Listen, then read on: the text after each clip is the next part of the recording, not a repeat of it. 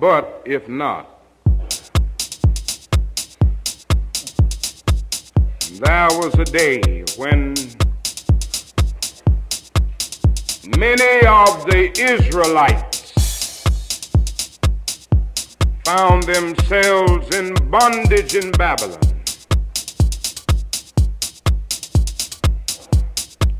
There was a king of Babylon by the name of Nebuchadnezzar. You read about him a good deal in the book of Daniel, and it stands as an epic that will remain stenciled on the mental sheets of unfolding generations. Nebuchadnezzar was a mighty king, and when he ruled, and when he issued an order, he meant business. Nebuchadnezzar issued an order. He made a golden image, and his order was that everybody under the reign of his kingship had to bow before that golden image and worship it. Now, those of you who read the Bible remember that story. One day Nebuchadnezzar called in the judges and the governors and the sheriffs, and they had a dedicatory service for this golden image. And then he said to them, I'm instructing you to see that everybody bows before this golden image. There were three young men around there. One's name was Shadrach. The other one's name was Meshach. The other name was Abednego. They answered, and I read it from the scripture, and said to the king, O Nebuchadnezzar, we are not careful to answer thee in this manner. If it be so, our God, whom we serve, is able to deliver us from the burning fiery furnace, and he will deliver us out of thine hand, O king. But if not, be it known unto thee, O king, that we will not serve thy gods, nor worship the golden image which thou hast set up. Now I want you to notice first here that these young men practiced civil disobedience.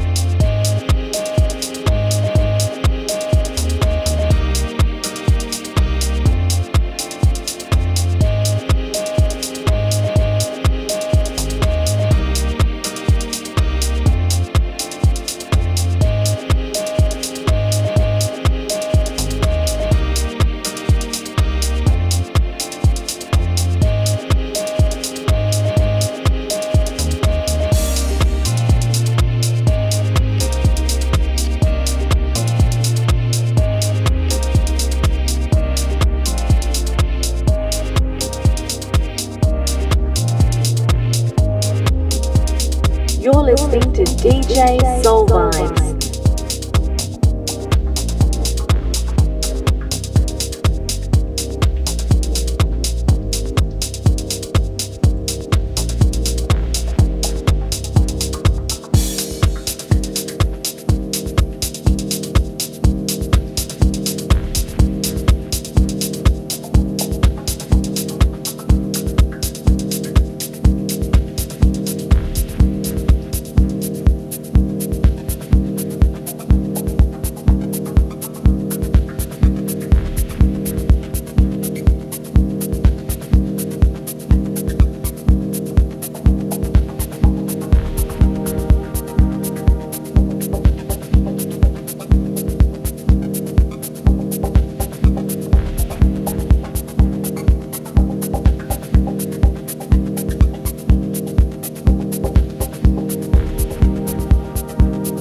civil disobedience is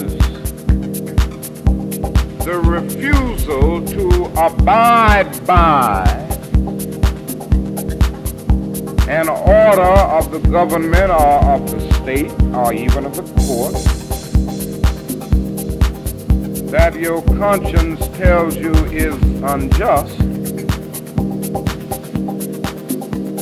Civil disobedience is based on a commitment to conscience. In other words, one who practices civil disobedience is obedient to what he considers a higher law. And there comes a time when a moral man can obey a law which his conscience tells him is unjust. And I tell you this morning, my friend, history has moved on. Great moments have often come forth because there were those individuals in every age and every generation who were willing to say,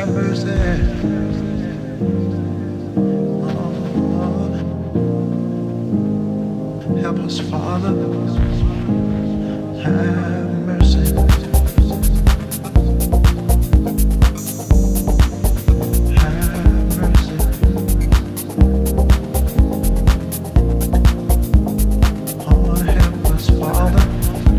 Have mercy.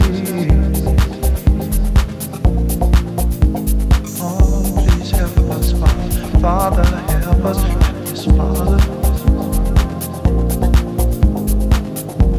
Have mercy. Mercy, Father. Please have mercy. Oh, mercy, Father. Have mercy, Father. Oh, have mercy, Father. Please have mercy.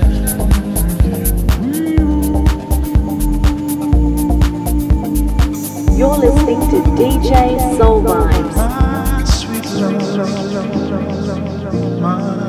my sweet Lord, my Lord, help us, Father. Every age and every generation who were willing say, I will be obedient to a higher law. These men were saying, I must be disobedient to a king in order to be obedient to the king. And those people who so often criticize those of us who come to those moments when we must practice civil disobedience never remember that even right here in America, in order to get free oppression, colonialism of the British Empire, nations practiced civil disobedience. For what represented civil disobedience more than the Boston Tea Party? Never forget that everything that Hitler did in Germany was legal. It was legal. Do everything that Hitler did to the Jews. It was a law in Germany that Hitler issued himself that it was wrong and illegal to aid and comfort a Jew in Hitler's Germany. But I tell you, if I had lived in Hitler's Germany with my attitude, I would have openly broken that law. I would have practiced civil disobedience. Have mercy. Oh, help us, Father. Please have mercy. Oh, please help us, Father. Father, help us. Yes, Father. Have mercy. Mercy, mercy.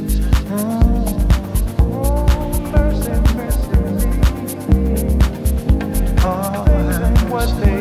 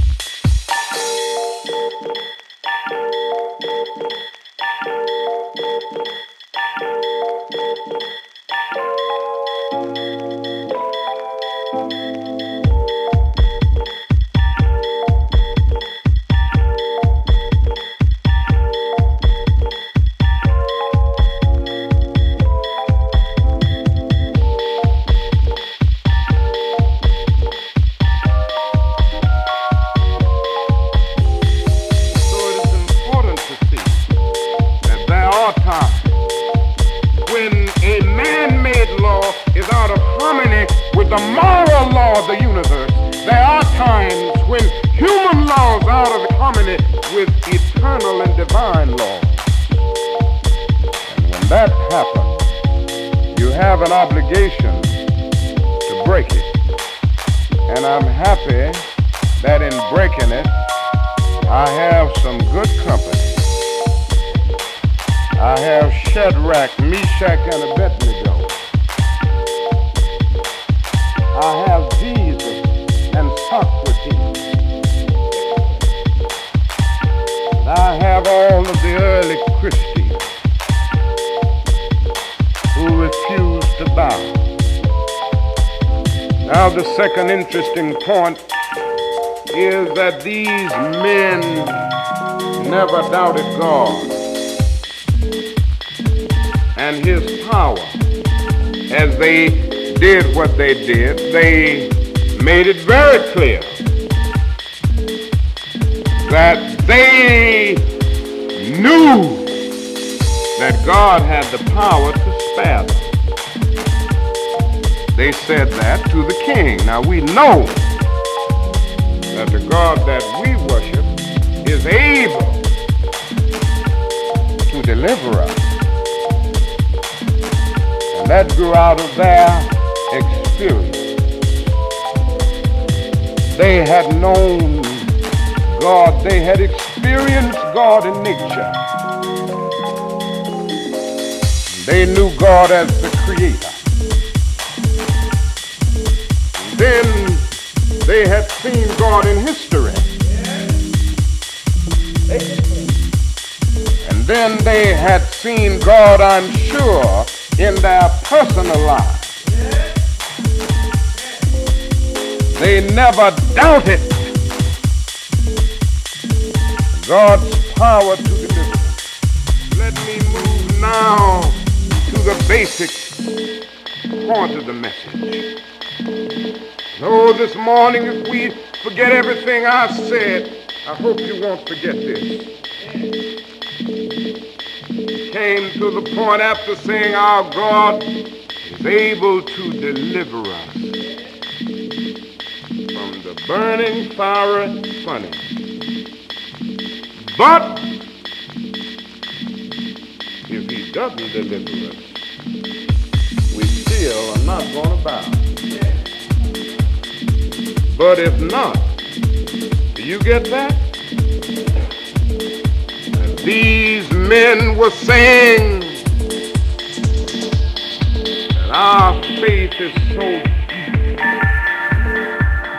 We found something so dear and so precious that nothing can turn us away from it. Our God is able to deliver us, but if not, this simply means, my friends, that the ultimate test of one's faith is his ability to say, but if not.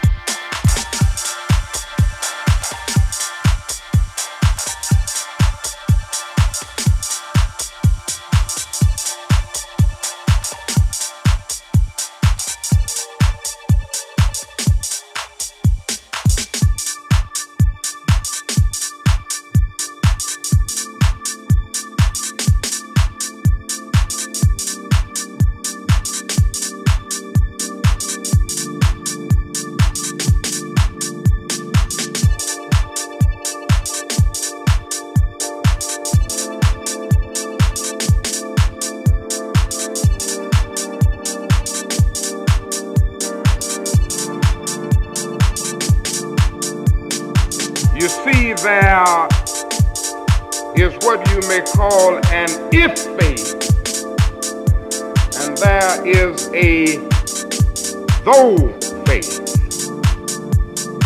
And the permanent faith, the lasting, the powerful faith is the though faith. Now the if faith says if all goes well, if life is hopeful, prosperous and happy, if I don't have to go to jail, if I don't have to face the agonies and burdens of life, if I'm not ever called bad names because of taking a stand that I feel that I must take, if none of these things happen, then I'll have faith in God. Then I'll be all right. That's the if faith. You know, a lot of people have the if faith. Jacob found himself in that dilemma once, and his faith was contingent on an if. And he said, now, if God will be with me, and if he will keep me in this way that I go, and if God will give me bread to eat and raiment to put on, that I come again to my Father's house in peace, then shall the Lord be my God. That's the if faith. Jacob hadn't quite gotten to the essence of religion. There is a though faith, though. And the though faith says, though things go wrong, though evil is temporarily triumphant, though sickness comes and the cross looms, nevertheless, I'm going to believe anyway, and I'm going to have faith anyway. Though the waters thereof roar and be troubled, though the mountains shake with the swelling thereof, the Lord of hosts is with us, the God of Jacob is our refuge. And old Job got to that point, and he had a soul faith. He looked out, and everything that he had been taken away from him. And even his wife said to him, now, what you ought to do, Brother Job, is to curse God and die. God has been unkind to you. You should have let God know a long time ago that you would only follow him if he allowed you to stay rich. If he allowed your cattle to stay in place, you ought to curse him and die, Job, because he hadn't treated you right. But Job said, honey, I'm sorry, but my faith is deeper than that. Though he slay me, yet will I trust him. My faith is a full faith. This is the essence of life and religion. The question is whether you have an if faith or whether you have a full faith. You know what this says in substance, that ultimately religion is not a bargaining matter. A lot of people bargain with God. If you just let me avoid pain, God. If you allow me to be happy in all of its dimensions, if you don't allow any suffering to come, if you don't allow frustrating moments to come, then I'll be all right. I'll give you a tenth of my income, and I'll go to church, and I'll have faith in you.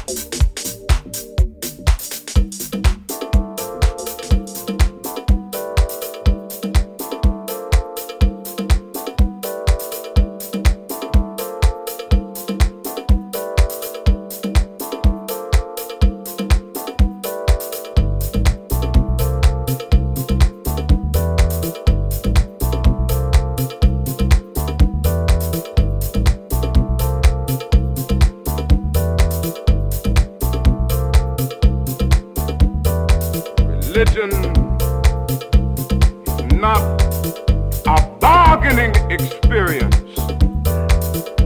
It's not a commercial relationship. And you know, no great experience exists in the bargaining atmosphere. Think of friendship. Think of love. And think of marriage. These things are not based on if. They are based on though. These great experiences are not based on a bargaining relationship, not an if faith, but a though faith. And I'm coming to my conclusion now. I want to say to you this morning, my friends, that somewhere along the way, you should discover something that's so dear, so precious to you, so eternally worthful, you will never give it up. You ought to discover some principle. You ought to have some great faith that grips you so much you will never give it up. Somehow you go on and say, I know that the God that I worship is able to deliver me. But if not, I'm going on anyhow. I'm going to stand up for it anyway. What does this mean? It means in the final analysis, you do right not to avoid hell. You're doing right merely to keep from going to something that traditional theology has called hell, then you are doomed. If you do right merely to go to a condition that theologians have called heaven, you are doing right. You are doing right to avoid pain and to achieve happiness and pleasure, then you are doing right. Ultimately, you must do right because it's right to do right. You gotta say, but if not. You must love ultimately because it's lovely to love. You must be just because it's right to be just. You must be honest because it's right to be honest. This is what this text is saying more than anything else. Finally, you must do it because it has gripped you so much that you're willing to die for it if necessary. I say to you this morning, if you have never found something so dear and so precious to you that you will die for it, then you aren't fit to live. You may be 38 years old as I happen to be. One day, some great opportunity stands before you and calls upon you to stand up for some great principle, some great issue, some great cause. You refuse to do it because you are afraid. You refuse to do it because you want to live longer. You're afraid that you will lose your job, or you're afraid that you will be criticized, or that you will lose your popularity. Are you afraid that somebody will stab you or shoot at you or bomb your house? So you refuse to take the stand. Well, you may go on and live until you are 90, but you are just as dead at 38 as you would be at 90. Sensation of breathing in your life is but the belated announcement of an earlier death of the spirit. You died when you refused to stand up for right. You died when you refused to stand up for truth. You died when you refused to stand up for justice. These boys stand before us today, and I thank God for them. For they had found something. Fiery furnace couldn't stop them from believing. They said, throw us into the fiery furnace. But you know the interesting thing is, the Bible talks about a miracle. Because they had faith enough to say, but if not, God was with them as an eternal companion. This is what I want to say finally. There is a reward if you do right for righteousness' sake. It says that somehow that burning fiery furnace was transformed into an air-conditioned living room. Somebody looked in there and said, we put 3 in here, but now we see 4. Don't ever think you're by yourself. Go on to jail if necessary, but you never go alone. Take a stand for that which is right. The world may misunderstand you and criticize you, but you never go alone. For somewhere I read that one with God is a majority. And God has a way of transforming a minority into a majority. Walk with him this morning and believe in him and do what is right. And he'll be with you even until the consummation of the ages. Yes, I've seen the lightning flash. I've heard the thunder roll. I've felt sin breakers dashing, trying to conquer my soul, but I heard the voice of Jesus saying, still to fight on. He promised never to leave me alone. No, never alone. No, never alone. He promised never to leave me alone. Where are you going this morning, my friends? Tell the world that you're going with truth. You're going with justice. You're going with goodness. And you will have an eternal companionship. And the world will look at you. And they will understand you. For your fiery furnace will be around you. But you go on anyhow. But if not, I will not bow. And God grant that we will never bow before the gods of evil.